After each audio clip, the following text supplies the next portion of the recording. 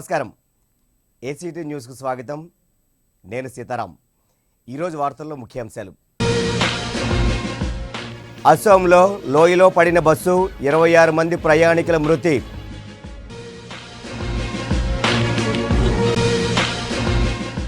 వెలగపూడిలో పర్యటించిన ముఖ్యమంత్రి, తాత్కాలిక సచివాలయ భవన నిర్మాణాల పరిశీలన. ప్రతిష్టాత్మకంగా ప్రపంచ యోగా దినోత్సవం ఏర్పాట్లపై సమీక్షించిన మంత్రి గంటా. నగర సుందరీకరణలో ప్రజలు భాగస్వాములు కావాలి. జీవీఎంసీ కమిషనర్ ప్రవీణ్ కుమార్ పిలుపు. తెలుగు సాహిత్యానికి శ్రీశ్రీ అందించిన సేవలు అజరామరం. యార్లగడ్డ నివాళి. ఇక వార్తల్లోని వివరాల్లోకి వెళ్దాం. అసోంలోని సోనాపూర్లో ఘోర బస్సు ప్రమాదం జరిగింది. బస్సు అదుపు తప్పి సుమారు 500 అడుగుల లోతు లోయలోకి దూసుకెళ్లిన ప్రమాదంలో 26 మంది ప్రయాణికులు అక్కడికక్కడే మృతి చెందారు. మరో 8 మంది తీవ్ర గాయాల పాలయ్యారు. క్షతగాత్రులను సమీపంలోని ఆసుపత్రికి తరలించి చికిత్స అందిస్తున్నారు. మంగళవారం రాత్రి సిల్చార్ నుంచి గువాహటికి వెళ్తున్న బస్సు ఈస్ట్ జైంటియా పర్వత ప్రాంతం సోనాపూర్ మందిర్ సమీపంలో అదుపు తప్పి లోయలో పడిపోయింది. పోలీసులు, బీఎస్ఎఫ్ జవాన్లు ఘటనా స్థలికి చేరుకొని సహాయక చర్యలు చేపట్టారు. ముఖ్యమంత్రి నారా చంద్రబాబు నాయుడు బుధవారం రాష్ట్ర రాజధాని అమరావతి ప్రాంతంలో పర్యటించారు. గుంటూరు జిల్లా తుళ్లూరు మండలంలోని వెలగపూడిలో తాత్కాలిక సచివాలయ భవన నిర్మాణాలను ఆయన మంత్రి నారాయణతో కలిసి పరిశీలించారు. ఈ నెల 27వ తేదీ నుండి పరిపాలన అంతా అమరావతి నుంచే సాగించేందుకు ప్రభుత్వం సన్నాహాలు చేస్తోంది. విశాఖ సాగర తీరం వేదికగా ఈ నెల 21వ తేదీన అంతర్జాతీయ యోగా దినోత్సవం జరగనుంది. ప్రభుత్వం ప్రతిష్టాత్మకంగా నిర్వహించే ఈ కార్యక్రమాన్ని విజయవంతం చేసేందుకు జిల్లా యంత్రాంగం సన్నద్ధమవుతోంది.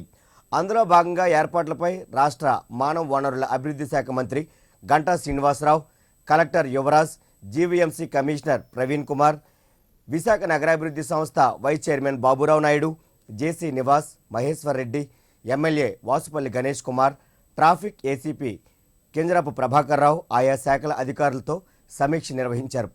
ముఖ్యమంత్రి చంద్రబాబు నాయుడు యోగా దినోత్సవంలో పాల్గొంటున్నందున ఈ కార్యక్రమాన్ని ఎలా విజయవంతం చేయాలన్న దానిపై సమగ్రంగా చర్చించారు. అనంతరం గంటా సమీక్ష వివరాలను మీడియాకు వెల్లడించారు. విశాఖ సాగర తీరం లేదా పోర్టు స్టేడియం వేదికగా యోగా దినోత్సవం నిర్వహించనున్నట్లు చెప్పారు. వేదిక ఖరారైన తర్వాత తగిన ఏర్పాట్లు చేస్తామని వెల్లడించారు. ప్రధాన వేదికపై 10,000 మంది ప్రభుత్వ, ప్రైవేటు విద్యా సంస్థల్లో మరో 90,000 మంది విద్యార్థులు యోగా దినోత్సవంలో పాల్గొంటారని వెల్లడించారు. 21న ఇంటర్నేషనల్ యోగా డే సందర్భంగా వైజాగ్లో ఆ కార్యక్రమాన్ని పెద్ద ఎత్తున చేయాలని నిర్ణయం తీసుకోవటం, దానికి సంబంధించి ఏర్పాట్ల మీద ఈరోజు ఒక రివ్యూ మీటింగ్ పెట్టుకోవడం జరిగింది. ఈ కార్యక్రమంలో గౌరవ ముఖ్యమంత్రి గారు కూడా పార్టిసిపేట్ చేస్తారు కాబట్టి ఇది ఒక మెమరబుల్ ఈవెంట్గా చేయాలి. పెద్ద ఎత్తున పార్టిసిపెంట్స్ ఉండాలి. అలాగే ఒక మంచి ఆహ్లాదకరమైన వాతావరణంలో ఈ ఇంటర్నేషనల్ యోగా డే సెలబ్రేట్ చేయాలనే ఉద్దేశంతో అన్ని విషయాలు కూడా మాట్లాడడం జరిగింది. ముఖ్యంగా గత సంవత్సరం మన గౌరవ ప్రధానమంత్రి గారు ఈ ఇంటర్నేషనల్ యోగా డేకి ఇచ్చిన పిలుపు నేపథ్యంలో ప్రపంచవ్యాప్తంగా కూడా దాదాపు 150 పైగా దేశాలు ఈ యోగా డే సెలబ్రేట్ చేసుకోవటం. స్మార్ట్ సిటీ పథకానికి ఏడాది పూర్తి కావస్తోంది. గత ఏడాది జూన్ 25న ప్రధానమంత్రి నరేంద్ర మోడీ ఈ పథకానికి శ్రీకారం చుట్టారు. వసంతం పూర్తి కావస్తున్న సందర్భంగా జీవీఎంసీ ఈ నెల 25వ తేదీన 7-8 ప్రాజెక్టుల పనులను ప్రారంభించేందుకు సమాయత్తమవుతోంది. ఆ వివరాలను జీవీఎంసీ కమిషనర్ ప్రవీణ్ కుమార్ మీడియాకు వెల్లడించారు. నగర వాసులకు 24 గంటలు నీటిని అందించే అమృత పథకాన్ని 150 కోట్ల రూపాయలతో ప్రారంభించనున్నట్లు వెల్లడించారు. నిర్మాణ రంగ వ్యర్థాలతో ప్రజలకు ఉపయోగపడే ఉత్పత్తులను తయారు చేసే పరిశ్రమను 5 ఎకరాల స్థలంలో ఏర్పాటు చేయనున్నట్లు తెలిపారు. ట్రాఫిక్ను నియంత్రించేందుకు వీలుగా జగదాంబ డాబా గార్డెన్స్, జగదాంబ సెంట్రల్ పార్క్ ప్రాంతాల్లో బహుళ అంతస్తుల భవనాలను నిర్మించనున్నట్లు చెప్పారు. రహదారులపై గోతులు, మురికి కాలువల్లో చెత్త పెరిగిపోయి ఉన్నట్లు గమనిస్తే స్మార్ట్ సిటీ వైజాగ్ మొబైల్ యాప్కు పంపించి నగర సుందరీకరణలో ప్రజలు భాగస్వాములు కావాలని కోరారు. ఇప్పుడు స్మార్ట్ సిటీ భాగంగా 25th జూన్ లాస్ట్ ఇయర్ 2015లో ఆనరబుల్ ప్రైమ్ మినిస్టర్ గారు స్మార్ట్ సిటీ మిషన్ లాంచ్ చేయడం జరిగింది. సో ఇది 1 year అవుతుంది కాబట్టి ఆ రోజు అన్ని సిలెక్ట్ అనే స్మార్ట్ సిటీలో కొన్ని ప్రాజెక్ట్ గ్రౌండ్ చేయమని చెప్పడం జరిగింది. ఆ భాగంగా 25th మనం కూడా ఇక్కడ జీవీఎంసీ స్థాయిలో కూడా కొన్ని ప్రాజెక్ట్ లాంచ్ చేయడానికి ప్లాన్ చేస్తున్నాము. సో అందులో కొన్ని ప్రాజెక్ట్స్ మామూలుగా కమాండ్ అండ్ కంట్రోల్ సెంటర్, మన వీడియో వాల్లో అన్ని సిస్టమ్ ఇంటిగ్రేట్ చేస్తూ కమాండ్ అండ్ కంట్రోల్ సెంటర్, అలాగే హౌసింగ్ ఫర్ ఆల్, అలాగే కొన్ని మన ఐసీటీ బేస్డ్ సొల్యూషన్ మన ప్రపోజ్ చేసుకున్నాము. ఈపీడీసీఎల్ వాళ్ళు కొన్ని proposal under ground cabling tender పోతున్నారు, దానికి సంబంధించి గ్రౌండ్ చేసినట్టు టెండర్లో వెళ్ళినట్టు చెప్పడం, ఈ స్మార్ట్ మీటరింగ్ ప్రాజెక్ట్ కూడా గ్రౌండ్ అయినట్టు చెప్పడం. సో ఇటువంటి దాదాపుగా 8 to 9 ప్రాజెక్ట్స్ మన ఆ రోజు గ్రౌండ్ చేయబోతున్నాము. సో 25th మీ అందరికీ కూడా ఈరోజు మీ అందరికీ ఇన్విటేషన్ ఇస్తున్నాను. 25th ఫుల్ ఫ్లెజెడ్గా కింద కమాండ్ సెంటర్ ఏర్పాటు చేయడానికి అన్ని చర్యలు తీసుకుంటున్నాము. అది ఎక్కడ కూడా ఉంటే తీసుకురాయ్యా, ఎక్కడైనా ఉంటే I request public to already mobile app గతంలో కూడా లాంచ్ చేయడం జరిగింది. ఇప్పుడు కొన్ని రోజులు ఐఫోన్లో కూడా చేస్తాము. దే క్యాన్ సబ్మిట్ ఎక్కడన్నా పాట్ హోల్ ఉన్నా లేకపోతే డ్రైన్ కూడా ఓవర్ఫ్లో అవుతూ ఉందా, they can submit their grievances through this mobile app to అస్.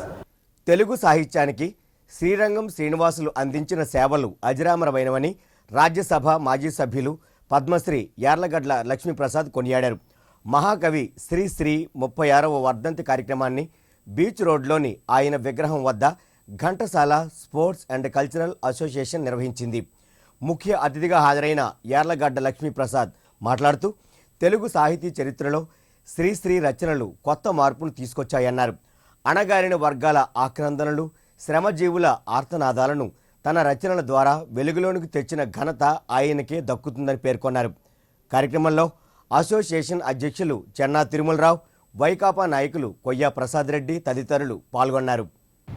ఏ సిద్ధాంతాన్ని నమ్మి వారి సిద్ధాంతం కోసం పోరాటం చేసే వాళ్ళకు కూడా ఒక పెట్రోల్ లాగా, ఒక ఉత్సాహాన్ని నింపే ఇంధనంలాగా పనిచేస్తుంది. మీకు ఒక ఉదాహరణ చెప్తాను. స్వాతంత్రోద్యమ కాలంలో ఉప్పు సత్యాగ్రహం అప్పుడు ఉప్పు సత్యాగ్రహం చేసినంత కాంగ్రెస్ నాయకులు. అయితే అప్పుడు జస్టిస్ పార్టీలో ఉన్నటువంటి కవిరాజు త్రిపుణ్ణేని రామస్వామి చౌదరి గారు వీరగంధము తెచ్చినారము వీరుడెప్పుడు తెలుపుడని రాసినటువంటి గీతాన్ని కాంగ్రెస్ నాయకులు బద్ద వ్యతిరేకులైనప్పటికీ కూడా కాంగ్రెస్ నాయకులు బెదవాడ గోపాలరెడ్డి లాంటి వారు, ప్రకాశం పంతులు లాంటి వాళ్ళు ఆ గీతం పాడుకుంటూ ఉప్పు సత్యాగ్రహం పనులు జైలుకి వెళ్ళారు.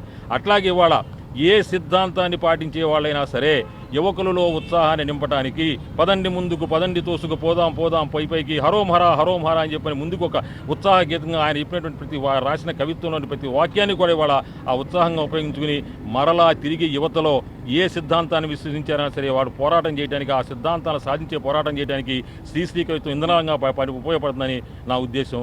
శ్రీశ్రీ నాటికి ఏనాటికి చిరంజీవి అయిన కవి, ఆయన విశ్వకవి అని చెప్పి నేను మనం చేస్తున్నాను. ఇప్పుడొక వాణిజ్య విరామం. బ్రాడ్బ్యాండ్ ఒక చరిత్ర. ఫైబర్ నెట్ కు స్వాగతం. పరిచయం చేస్తున్నాం అపరిమితమైన 20 Mbps కేవలం 999 రూపాయలకే. అద్భుతమైన వేగం, నమ్మశక్యం కాని అనుభవం కేవలం వేగవంతమైన యాడ్ ఫైబర్ నెట్ తో మాత్రమే. 428400 కి కాల్ చేయండి లేదా యాడ్ ఫాస్ట్ ని 56677 కి SMS చేయండి. తిరిగి వార్తల్లోకి. నిబంధనలకు విరుద్ధంగా నిర్వహించే విద్యా సంస్థలపై దాడులు తప్పవని రాష్ట్ర విద్యాశాఖ మంత్రి గంటా శ్రీనివాసరావు హెచ్చరించారు. ప్రైవేటు జూనియర్ కళాశాలలు, ఇంజనీరింగ్ కళాశాలలను ఉపేక్షించేది లేదని హెచ్చరించారు. కలెక్టరేట్ సమావేశ మందిరంలో సర్వశిక్ష అభియాన్ బడి పిలుస్తోంది పోస్టర్లను collector Yuvaraj, GVMC commissioner Praveen Kumar, JC Nivas, MLA Vasupalli Ganesh కుమార్లతో కలిసి ఆవిష్కరించారు. అనంతరం ఆయన మీడియాతో మాట్లాడారు. ఫీజుల విషయంలో నిబంధనలకు అనుగుణంగా వ్యవహరించాల్సిందేనని తేల్చి చెప్పారు. ఇంజనీరింగ్ కళాశాలల యాజమాన్యాలు పేర్కొన్న విధంగా వసతులు ఉన్నవి లేనిది తనిఖీలు నిర్వహిస్తామని స్పష్టం చేశారు. ఎప్పుడైతే స్కూల్స్ ఓపెనింగ్ అవుతున్నాయో అప్పుడే వాళ్ళు అవైలబిలిటీ తప్ప ముందు స్కూల్స్ దగ్గరికి వెళ్తే ఎవరు అవైలబిలిటీ కూడా లేరు. మాకు స్కూల్స్ దగ్గరికి వెళ్తే స్కూల్స్ మూసేసి ఉన్నాయి, మాకు అక్కడ అవైలబిలిటీ లేదు కాబట్టి మేము చేయలేకపోయాం. బట్ ఇప్పుడే నేను పేరెంట్స్ కూడా అప్పీల్ చేస్తా ఉన్నాను, ఇక్కడ వాళ్ళకి ఎవరికి ఇబ్బంది కలగకూడదు. But at the same time parents కూడా కొంత కోఆపరేట్ చేయాలి. గవర్నమెంట్ ఒక డిసిషన్ తీసుకొని క్వాలిటీ తేవడం కోసం ఈ ఎక్సర్సైజ్ చేసింది. దీన్ని అర్థం చేసుకొని టెంపరీ కొంత ఇన్కన్వీనియన్స్ వస్తుంది డెఫినెట్గా, దాన్ని అర్థం చేసుకొని కోఆపరేట్ చేయమని కోరుతా ఉన్నాను. వైజాగ్ జిల్లాలో కాదు, రాష్ట్ర వ్యాప్తంగా కూడా అన్ని జిల్లాల్లో ఈ ఎక్సర్సైజ్ స్టార్ట్ అయింది. అన్ని జిల్లాల్లో కూడా టాస్క్ ఫోర్స్ కాన్స్టిట్యూట్ చేశాం. అన్ని జిల్లాల్లో ఈ నామ్స్ గైడ్లైన్స్ ఫాలో కాని స్కూల్స్ మీద చెకింగ్ జరుగుతూ ఉంది. ఎవరైతే ఫాలో కావట్లేదో, మరి వైజాగ్లో మీరు చూశారు, నిన్న కొన్ని స్కూల్స్ మూసేశారు, ఈరోజు కొన్ని స్కూల్స్ మూసేశారు. అందులో చైతన్య నారాయణ లాంటి స్కూల్స్ కూడా ఉన్నాయి. దీంట్లో పెద్ద లేదు చిన్న లేదు, ఎవరైతే నామ్స్ గైడ్లైన్స్ ఫాలో కావట్లేదో వాళ్ళందరి మీద కూడా చర్య తీసుకుంటా ఉన్నాం. మర అడవుల అభివృద్ధిపై అవగాహన పెంపొందించడానికి ఇన్స్టిట్యూట్ ఆఫ్ ఫారెస్ట్ బయోడైవర్సిటీ నగరంలో 3 రోజుల పాటు ఓ సదస్సు నిర్వహించడం అభినందనీయమని పోర్టు ట్రస్ట్ చైర్మన్ మువ్వా తిరుమల కృష్ణబాబు అన్నారు. దేశంలో మర అడవుల అభివృద్ధిపై నగరంలోని హోటల్లో 3 రోజుల పాటు జరిగే అవగాహన సదస్సును ఆయన ముఖ్య అతిథిగా హాజరై ప్రారంభించారు. అనంతరం ఆయన మాట్లాడుతూ సునామీ, ఇతర ప్రకృతి వైపరీత్యాల ఉధృతిని తగ్గించేందుకు మర అడవులు ఎంతగానో దోహదపడతాయన్నారు. పోర్టులో 50 ఎకరాల్లో మర అడవుల అభివృద్ధికి అవసరమైన చర్యలు తీసుకుంటున్నామన్నారు. సో ఇవి మళ్ళీ రీజనరేట్ చేయాల్సిన బాధ్యత అందరి మీద ఉంది. డెఫినెట్లీ ఇవి కోస్టల్ ఎరోజన్ని ఆపడమే కాకుండా చాలా మంచి ఈకోసిస్టమ్, ఏదైనా సునామీ కానివ్వండి, అలాగే మేజర్ సైక్లోన్స్ కానివ్వండి, ఇలాంటివి వచ్చినప్పుడు డెఫినెట్లీ ప్రొటెక్షన్గా బాగా ఉపయోగపడతాయి, అందరికీ కూడా కావాల్సినవి. అందుకనే ఏ స్టేట్ గవర్నమెంట్ అయితే కనుక ఈ మ్యాంగ్రూవ్స్ ఉన్న ఏరియాలని రిజర్వ్ ఫారెస్ట్గా డిక్లేర్ చేస్తున్నారో అక్కడ మ్యాంగ్రూవ్స్ కన్జర్వేషన్ బాగా ఎఫెక్టివ్గా జరగడం చూస్తున్నాం. ఇక్కడ కూడా అలా జరగాల్సిన అవసరం ఉంది. అలాగే వైజాగ్ పోర్ట్ ట్రస్ట్లో కూడా ఒక 50 ఎకరాలు వీళ్ళ సపోర్ట్ తీసుకుని మనకి ఒక డెమాన్స్ట్రేషన్ ప్లాట్ లాగా రీజనరేట్ చేసి ఇంప్రూవ్ చేయడానికి డెసిషన్ తీసుకోవడం జరిగింది. అది డెఫినెట్లీ ప్రజలందరికీ కూడా ఒక అవగాహన క్రియేట్ చేయడానికి అండ్ దాని యొక్క ఉపయోగాలు తెలియడానికి ఉపయోగపడుతుందని మా విశ్వాసం. Andhra Pradesh Brahmin cooperative credit society ద్వారా పేద బ్రాహ్మణులకు అందిస్తున్న వివిధ సంక్షేమ పథకాలను అర్హులంతా వినియోగించుకోవాలని కార్పొరేషన్ సీఈఓ అభిజిత్ జయంత్ కోరారు. డాబా గార్డెన్స్లోని విజయ ప్రెస్ క్లబ్లో ఏర్పాటు చేసిన మీడియా సమావేశంలో ఆయన మాట్లాడారు. పేద బ్రాహ్మణుల ఆర్థిక అభివృద్ధి కోసం రాష్ట్ర ప్రభుత్వం 500 కోట్ల రూపాయల గ్రాంటుతో ఓ కార్పొరేషన్ను ఏర్పాటు చేసిందని గుర్తు చేశారు. సంస్థ ద్వారా స్వయం ఉపాధి పథకాలకు, స్త్రీ శక్తి పథకాలకు ఆర్థిక సాయం పొందొచ్చన్నారు. 18 సంవత్సరాల వయసు పైబడిన బ్రాహ్మణులు 600 రూపాయలు చెల్లించి సభ్యత్వం పొందాలని సూచించారు. ఈ సమావేశంలో సొసైటీ అధ్యక్షులు పేరి శాస్త్రి, మేనేజింగ్ కమిటీ సభ్యులు వెల్లంకి భానుమూర్తి తదితరులు పాల్గొన్నారు. స్వయం ఉపాధి కోసం, దానికోసం మీరు సభ్యులుగా చేరాలి అంటే 500 రూపాయలు షేర్ క్యాపిటల్కి 100 రూపాయలు అడ్మిషన్ ఫీ లాగా కట్టాల్సి ఉంది. ఈ అప్లికేషన్ ఫాము, డబ్బులు చెల్లించడం ప్రాసెస్ అంతా ఆన్లైన్ మీరు చేయలేని పక్షాన ఫిజికల్ ఫామ్స్ కూడా అవైలబుల్ ఉన్నాయి. ప్రతి జిల్లాలోనూ ఒక కోఆర్డినేటర్ లాగా ఒక మేనేజ్మెంట్ కమిటీ మెంబర్ ఉన్నారు. వారి డీటెయిల్స్ కూడా ఆన్లైన్ ఉన్నాయి అండ్ ఆల్రెడీ వాళ్ళ డీటెయిల్స్ కూడా ప్రెస్కి ఇవ్వడం జరుగుతుంది. వాళ్ళని మీరు కాంటాక్ట్ చేసి ఫామ్ తీసుకొని ఫిల్ చేసి డబ్బులు ఇచ్చిన పక్షాన వాళ్ళు మీకు రిసీట్ కూడా ఇవ్వడం జరుగుతుంది. వాళ్ళందరికీ ఐడి కార్డులు ప్రొవైడ్ చేయడం జరిగింది. మీరు వాళ్ళని కాంటాక్ట్ చేసినప్పుడు తప్పకుండా ఐడి కార్డు అడిగి చూసి అప్పుడే డబ్బులు చెల్లించవచ్చు. ఆర్ ఆన్లైన్ డైరెక్ట్గా చెల్లించి రిసీట్ మీరు డైరెక్ట్గా పొందవచ్చు. కేంద్ర రాష్ట్ర ప్రభుత్వాలు ఎమర్జెన్సీ తరహా పాలనను అందిస్తున్నాయని భారత కార్మిక సంఘాల సమాఖ్య రాష్ట్ర శాఖ మండిపడింది. దేశంలో ఎమర్జెన్సీ విధించి ఈ నెల 26వ తేదీకి 41 సంవత్సరాలు కావస్తుందన్నారు. జూన్ 26న బ్లాక్ డేగా పాటిస్తున్నట్లు ఇఫ్టు రాష్ట్ర ప్రధాన కార్యదర్శి కె పోలారి వెల్లడించారు. డాబా గార్డెన్స్ విజయ ప్రెస్ క్లబ్లో ఏర్పాటు చేసిన మీడియా సమావేశంలో ఆయన మాట్లాడారు. కార్మిక హక్కులను కాలరాసే విధంగా కేంద్ర రాష్ట్ర ప్రభుత్వాల విధానాలు కొనసాగుతున్నాయని ధ్వజమెత్తారు. 2 ఏళ్ల బీజేపీ టీడీపీ పాలనలో ఎన్నికల ముందు ప్రజలు కార్మికులకు ఇచ్చిన హామీలను పక్కన పెట్టాయని విమర్శించారు. కేంద్ర రాష్ట్ర ప్రభుత్వాల విధానాలకు వ్యతిరేకంగా ఐఎఫ్టియు రాజీలేని పోరాటం చేస్తోందని స్పష్టం చేశారు.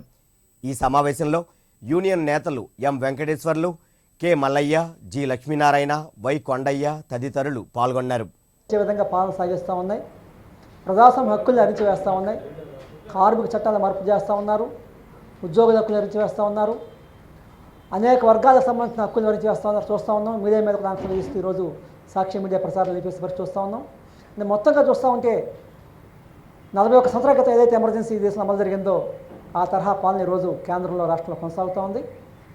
ఈ పరిపాలన వ్యతిరేకిస్తూ, ఈ ఎమర్జెన్సీ తరహా పాలన వ్యతిరేకిస్తూ కార్మికుల హక్కుల్ని పరిరక్షించాలని కోరుతూ, ముఖ్యంగా కార్మిక చట్టాల సవరణ ఏదైతే ఉందో వాటికి వ్యతిరేకంగా ఎమర్జెన్సీ దినమైన జూన్ 26న విశాఖపట్నంలో భారీ స్థాయిలో సదస్సు నిర్వహిస్తూ ఉన్నాం. ఈ సదస్సుని జయప్రదం చేస్తుండగా కార్మిక వర్గానికి, విశాఖపట్నం ప్రజానికానికి IF2 తరఫున విజ్ఞప్తి చేస్తూ ఉన్నాం. అంగన్వాడీ కేంద్రాలకు కనీస సదుపాయాలు సమకూరుతున్నాయి. ప్రభుత్వం పలు సంస్థల సహకారంతో వాటికి అవసరమైన మౌలిక సదుపాయాలను సమకూరుస్తోంది. అందులో భాగంగా దేవాదాయ ధర్మాదాయ శాఖ నగరంలోని 116 అంగన్వాడీ కేంద్రాలకు ఫ్యాన్లు, వాటర్ ఫిల్టర్లు, డైనింగ్ సెట్లను సమకూర్చింది. నగర వాసుల ఇష్టదైవమైన సంపత్ వినాయగర్ ఆలయం ఆదాయం నుంచి కేటాయించిన కొంత మొత్తంతో వీటిని సమకూర్చింది. జిల్లా కలెక్టర్ ఎన్ యువరాజ్, CMR సంస్థల అధినేత మావూరి వెంకటరమణ, శ్రీ కనకమహాలక్ష్మి దేవస్థానం కార్యనిర్వహణాధికారిని జ్యోతి మాధవులు అంగన్వాడీ కేంద్రాల నిర్వాహకులకు వీటిని పంపిణీ చేశారు. ఈ సందర్భంగా వారు మాట్లాడుతూ దేవాదాయ శాఖ ఆధ్యాత్మిక కార్యక్రమాలతో పాటు మానవ సేవా కార్యక్రమాలు నిర్వహించడం సంతోషదాయకమన్నారు. సంపద నాయుడు గుడి అన్నది మానవ సేవ, మాధవ సేవ ప్రకారమే ఇప్పుడు మా రాజేశ్వరం గారు కానీ, మోహన్ స్వామి గారు కానీ ఇక్కడ చేసే పద్ధతి అంతని. కానీ ఏంటంటే దైవంతో పాటు మానవ సేవ ఉండాలనే మోహన్ స్వామి గారి అభిలాష. దాని గురించి ఎప్పుడు అలాగే మేడం గారి సపోర్టు, అలాగే మూర్తి గారు కానీ ఇక్కడ ఉన్న అందరూ కలిసి మానవ సేవ, మాధవ సేవని ప్రజలకి ఉపయోగపడేటట్టు ప్రజల కోసమే ఈ సంపద నాయుడు గుడి ఉన్నదని మీ అందరికీ మనస్ఫూర్తిగా తెలియజేసి సెలవు తీసుకుంటాం. తోపుడు బండ్ల వర్తకుల సమస్యల పరిష్కారానికి తన వంతు సహాయం అందిస్తానని దక్షిణ ఎమ్మెల్యే వాసుపల్లి గణేష్ కుమార్ తెలిపారు. ద్వారకా నగర్లోని పౌర గ్రంథాలయంలో శ్రీ దుర్గా గణపతి తోపుడు బండ్ల వర్తక సంఘం ఏర్పాటు చేసిన స్వచ్ఛ విశాఖ దక్షిణ కార్యక్రమంలో ఆయన ముఖ్య అతిథిగా పాల్గొన్నారు. ప్లాస్టిక్ డస్ట్బిన్ టిన్లను పంపిణీ చేశారు. మహాత్మా గాంధీ చిత్రపటానికి పూలమాలలు వేసి నివాళులర్పించారు. ఈ సందర్భంగా ఆయన మాట్లాడుతూ ప్రతి తోపుడు బండి వెనుక ఒక కుటుంబం ఉందన్న విషయాన్ని పోలీసులు, GVMC అధికారులు గమనించాలని కోరారు. హాకర్ జోన్లు ఏర్పాటు చేసి వారి సంక్షేమానికి తోడ్పాటును అందిస్తానని హామీ ఇచ్చారు. మాట్లాడిన తర్వాత వాళ్ళకి కొంతైనా సరే కొంత ఉపశమనం కలిగిందన్నమాట. ఎందుకంటే అక్కడ ఏదైతే కాంట్రాక్టర్కి ఈ స్కూటర్ పార్కింగ్ అది ఇచ్చారో వాళ్ళు ఎన్క్రోచ్ చేసి ఆ ఆర్టీసీ పైన గోడ తర్వాత ఉండే ప్లేస్ అంతా కూడా ఆక్రమించారన్నమాట. ఇది మా దృష్టిలోకి వచ్చింది. వాళ్ళు ఏదో పేపర్స్ చూపించారు, ఇది అప్పుడుండే కమిషనర్, GMC కమిషనర్ మాకు ఇచ్చారని చెప్పి. కానీ ఈ విషయాన్ని ఏమంటే GMC కమిషనర్కి సంబంధం లేని విషయాలు ఇవన్నీ, GMCకి సంబంధం లేని సైట్లు అవి. అది ఉడా సైట్ని ఏ రకంగా GMC వాళ్ళు ఇస్తారు, ఎవరికి హక్కు ఉందని చెప్పేసి దాన్ని ఏమో అక్కడ నిలదీసి వెంటనే అక్కడ ఆపించి వాళ్ళు వేస్తున్న సెట్స్ని కూడా ఆపించి ఆ ఏరియా అంతా ఉడా VCతో కూడా మాట్లాడడం జరిగింది. బాబురావు గారితో, IAS తోటి మాట్లాడడం జరిగింది. వీళ్ళందరికీ కూడా అక్కడే సుమారు ఒక 60-70 వరకు కూడా ఒక మంచి ఆధునీకరణమైన షాపులు నిర్మాణం చేస్తాం. ఎందుకంటే రాబోయే రోజుల్లో స్మార్ట్ సిటీ కాబట్టి స్మార్ట్గా వీళ్ళ యొక్క బిజినెస్ కూడా చేసుకోవాలి కాబట్టి, అలాగే సెంట్రల్ పార్క్ కూడా రాబోయే రోజుల్లో మంచి టూరిస్ట్ వాళ్ళు వస్తారు కాబట్టి ఇవి వాళ్ళు వచ్చే వాళ్ళకి తగ్గ ఏదైతే వ్యాపార స్టాల్స్ నిర్మాణం చేయాలో అవన్నీ కూడా ఒక 8x8 సైజులోనేమో నిర్మాణం చేయడానికి ఏమో ప్రతిపాదన చేశాము. అధిక శాతం తుఫాన్లు బంగాళాఖాతంలోనే వస్తున్నాయి. అలాంటి వాటిలో ప్రముఖంగా చెప్పుకోదగినది హుద్హుద్ తుఫాను. ఇది సృష్టించిన విధ్వంసాన్ని మనం ప్రత్యక్షంగా చవిచూశాం. దీనిని దృష్టిలో ఉంచుకొని తుఫాన్లకు తట్టుకొని నిలదొక్కునే మొక్కలను నాటాలని ఫోరం ఫర్ బెటర్ విశాఖ అధ్యక్షుడు EAS Sharma, senior journalist Yugandhar Reddy, వృక్ష ప్రేమికురాలు పద్మావతులు సూచించారు. ద్వారకా నగర్లోని పౌర గ్రంథాలయంలో వారు మీడియా సమావేశంలో మాట్లాడారు. మన నైసర్గిక స్వరూపానికి అనుగుణమైన మొక్కలనే సిటీ పరిధిలో నాటాలని సూచించారు. నగర పరిధిలో నాటే మొక్కలు బతకడానికి, పెరగడానికి వీలుగా మట్టితో రక్షణ గోతులు నిర్మించాలని సూచించారు. చెట్ల చుట్టూ సిమెంటు కాంక్రీటు వెయ్యొద్దన్న జాతీయ హరిత ట్రిబ్యునల్ ఆదేశాలను ఖచ్చితంగా అమలు చేయాలని కోరారు. మూడవది ఏంటంటే, ఎక్కడైతే మీరు చెట్లు వేశారో ఆ మాను దగ్గర సిమెంట్ కాంక్రీట్ ఉండకూడదు. ఇప్పుడు ఒకవైపు ఇంకుడు గుంతలు అని చెప్పేసి రాష్ట్రం అంతా వేస్తున్నారు. ఎందుకది? నీళ్లు భూగర్భ జలాల్లోకి వెళ్ళాలి, అక్కడ భూగర్భంలో ఉండాలి అని, బయటికి అది సముద్రంలోకి వెళ్ళిపోకూడదు. కానీ మనం ఏం చేస్తాం, ఎక్కడైతే ఈ చెట్లు ఉన్నాయో మనకి ఇప్పుడు ఈ గేట్వే హోటల్, తర్వాత మన park central park jail old jail park అక్కడ కూడా సిమెంట్ కాంక్రీటింగ్ చేయడం వల్ల నీళ్లు పడినప్పుడు అవి ఆ మొక్కల చెట్ల తాలూకు వేళ్లలోకి వెళ్ళవు. అవి ఎప్పుడైతే వేళ్లలోకి వెళ్ళవో చెట్లు పెరగవు. ఇంకా ఇప్పుడు మన జీవీఎంసీ వాళ్ళు ఎక్కడ చూడండి మీరు సిమెంట్ కాంక్రీటింగ్ చేసేస్తున్నారు ఆ మొదల వరకును. ఎందుకు అది మనకు ఖర్చు పెట్టి ఆ ఉన్న చెట్లు బతికే పరిస్థితి లేదు అక్కడ. పోలీసు అధికారి ప్రేమ్బాబు తమ్ముడు భాస్కర్ రావు మరో యువతిని అక్రమంగా పెళ్లి చేసుకొని తనకు తన పిల్లలకు అన్యాయం చేశాడని అతని భార్య మజ్జాల సునీత గాజువాక పోలీస్ స్టేషన్లో ఫిర్యాదు చేసింది. అనంతరం ఆమె మీడియా ముందు తనకు జరిగిన అన్యాయంపై బోరున విలపించింది. భాస్కర్ రావు సునీతలకు 1982 సంవత్సరంలో వివాహమైంది. భర్త భాస్కర్ రావు ఎంఈఎస్లో డిఈగా పనిచేస్తున్నాడు. సునీత ముంబై సెంట్రల్ స్కూల్లో టీచర్గా విధులు నిర్వహిస్తోంది. వీరికి 3 పిల్లలు కూడా ఉన్నారు. మేనమామ ప్రసాద్ రావే తన భర్త భాస్కర్ రావుకు అక్రమ వివాహం జరిపించి తనకు ద్రోహం చేశారని ఆవేదన వ్యక్తం చేసింది. పోలీసులే తనకు న్యాయం చేయాలని ఆమె వేడుకుంటోంది. అది ఎవరు చేశారంటే సొంత మా మేనమామే చేశాడు, దగ్గరుండి సీక్రెట్గా చేశాడు. ఎందుకు చేశాడో నాకు తెలియట్లేదు. నేను అతని మీద కంప్లైంట్ ఇచ్చాను. తర్వాత ఏంటంటే నేను మా పిల్లలు 2 పిల్లలు ఇప్పుడు అన్మ్యారీడ్స్ వాళ్ళు ఉన్నారు. వాళ్ళు ఓన్ హౌస్లో ఉంటున్నారు ఆంథోనీ నగర్లో. ఇప్పుడు నేను అక్కడికి వెళ్ళి నా పిల్లల్ని కలుసుకుందాం అంటే కలవనివ్వట్లేదు మా హస్బెండ్. ఎందుకంటే అతను వేరే పెళ్లి చేసుకున్నాడు, మాకు డిస్ప్యూట్స్ ఉన్నాయని. నేను అక్కడ వెళ్తానంటే బెదిరిస్తున్నాడు. నువ్వు వచ్చావంటే నీకు పీక పట్టుకుని వేసేస్తాను, చంపేస్తాను, పొడిచేస్తాను, లేకపోతే హరాస్మెంట్ కింద జైల్లో వేస్తాను, ఇలా అలా. అది కూడా ప్రేమ్బాబు సపోర్ట్ చేస్తున్నారు వీళ్ళు. ప్రైవేటు కళాశాలల విద్యా వ్యాపారాన్ని నిరసిస్తూ అఖిల భారత విద్యార్థి పరిషత్ జిల్లా శాఖ ఆధ్వర్యాన కలెక్టరేట్ ఎదుట ధర్నా నిర్వహించింది. కార్యక్రమంలో అఖిల భారత విద్యార్థి పరిషత్ నగర శాఖ ప్రధాన కార్యదర్శి రాజు మాట్లాడుతూ ప్రభుత్వ కళాశాలలను ప్రభుత్వమే భ్రష్టు పట్టిస్తోందని దుయ్యబట్టారు. కార్పొరేట్ కళాశాలల కబంధ హస్తాల్లో చిక్కుకొని తల్లిదండ్రులు ఫీజులు కట్టలేక అనేక ఇబ్బందులు పడుతున్నారని ఆవేదన వ్యక్తం చేశారు. చైతన్య నారాయణ కళాశాలలో గత ఏడాది 25 నుంచి 30 మంది విద్యార్థులు ఆత్మహత్యలు చేసుకున్న ఆయా విద్యా సంస్థలపై ప్రభుత్వం ఎటువంటి చర్యలు తీసుకోలేదని వాపోయారు. చేస్తా ఉన్నాయి ఈ రోజున. అంతేకాకుండా ఈ యొక్క ప్రభుత్వ విద్యను రక్షించాల్సింది పోయి ఈ రోజున ప్రభుత్వ కళాశాల మూసివేత కారణం అవుతున్నటువంటి ఈ రోజున ముఖ్యమంత్రి కావచ్చు, అదేవిధంగా విద్యాశాఖ మంత్రి నారాయణ కావచ్చు, అదేవిధంగా మన గంట శ్రీనివాసరావు గారు కావచ్చు, ఈ రోజున విద్యను ప్రభుత్వ విద్యను భ్రష్టు పట్టిస్తున్న మన పరిస్థితిని మనం చూస్తా ఉన్నాం. అంతేకాకుండా ఈ రోజున ఈ యొక్క కార్పొరేట్ కళాశాల ఏదైతే ఉన్నాయో చైతన్య నారాయణలో ఇప్పటికి 24 మంది విద్యార్థులు చనిపోతే పట్టించుకోకుండా ఈ రోజు ఈ విధంగా ఈ యొక్క ప్రభుత్వ విద్యను ఈ యొక్క వినాశనానికి కారణమైనటువంటి పరిస్థితి మనం చూస్తా ఉన్నాం. ఇప్పటికైనా ఈ యొక్క అనుమతులు లేని కళాశాలను మూసివేసి, ఈ యొక్క అనుమతులు లేని హాస్టల్ మూసివేసి ఈ యొక్క ప్రభుత్వ విద్యను రక్షించాలని అఖిల భారతీయ విద్యార్థి పరిషత్ డిమాండ్ చేస్తూ ఉంది. సాక్షి టెలివిజన్ ప్రసారాలను నిలిపివేయడాన్ని నిరసిస్తూ ఏపీయూడబ్ల్యూజే గాజువాక యూనిట్ జర్నలిస్టులు కథం తొక్కారు. ప్రభుత్వ వైఖరిని తప్పుపడుతూ పోలీస్ స్టేషన్ కూడలి వద్ద రాస్తారోకో మానవహారం నిర్వహించారు. అనంతరం ర్యాలీగా బయలుదేరి సర్కిల్ ఇన్స్పెక్టర్ బంగారు పాపకు వినతి పత్రం అందజేశారు. సాక్షి ప్రసారాలను నిలిపివేయడం అప్రజాస్వామికమని నినాదాలు చేశారు. బేషరతుగా సాక్షి టీవీ ప్రసారాలను యథావిధిగా కొనసాగించే విధంగా ఉత్తర్వులు జారీ చేయాలని డిమాండ్ చేశారు. బడి బస్సుల సామర్థ్యంపై రవాణా శాఖ అధికారులు దృష్టి సారించారు. మోటార్ వెహికల్ ఇన్స్పెక్టర్లు తనిఖీలు నిర్వహిస్తూ వాటి ఫిట్నెస్ను పరీక్షిస్తున్నారు.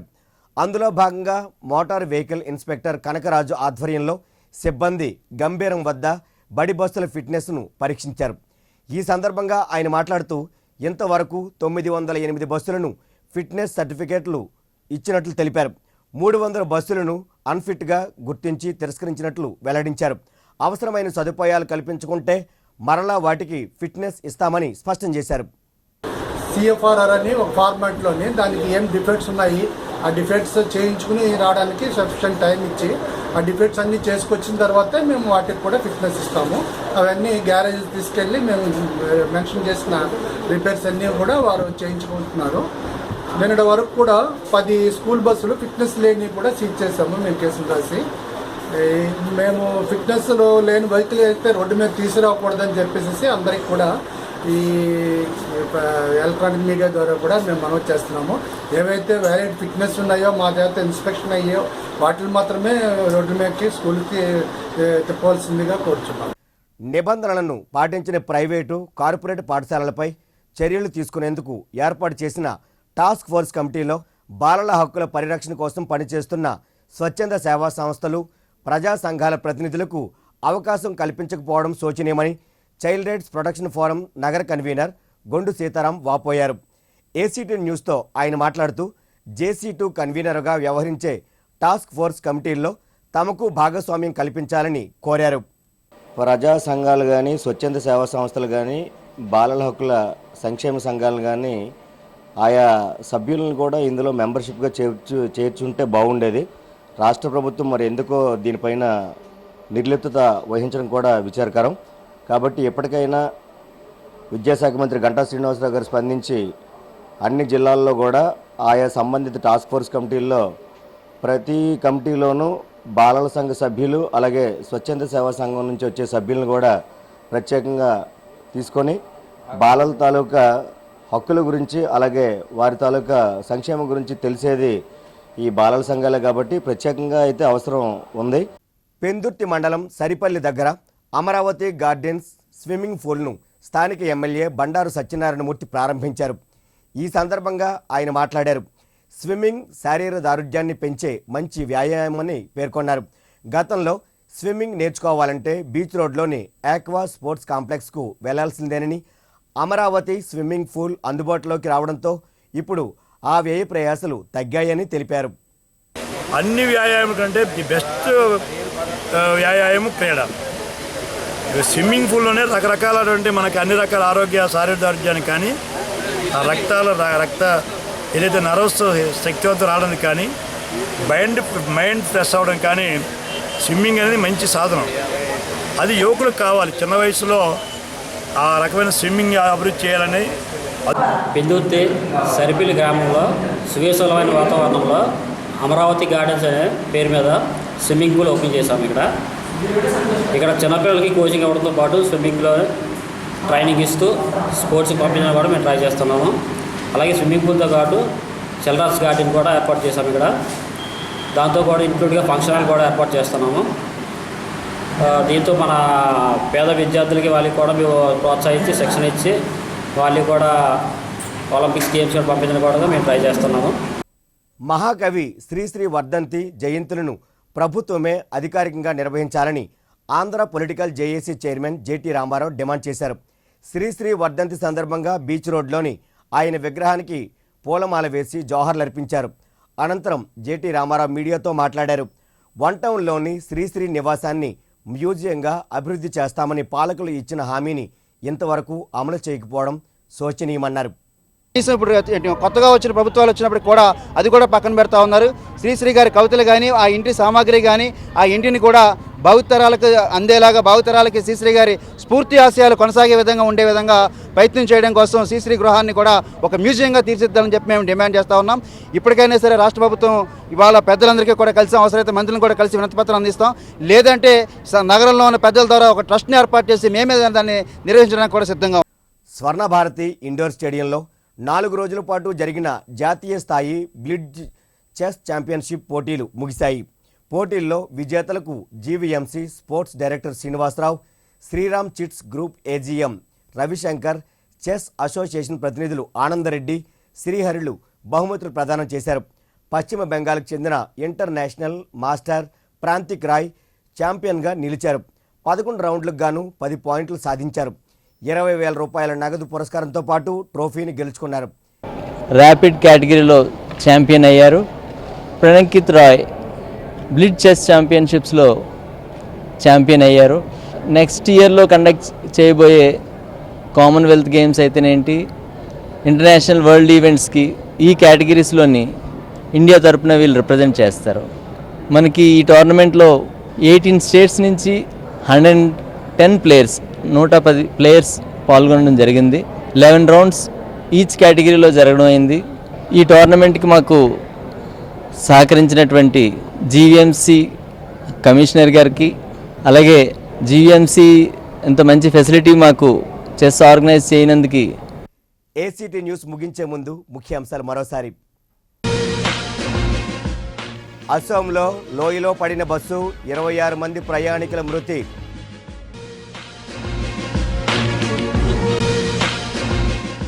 వెలగపూడిలో పర్యటించిన ముఖ్యమంత్రి, తాత్కాలిక సచివాలయ భవన నిర్మాణాల పరిశీలన.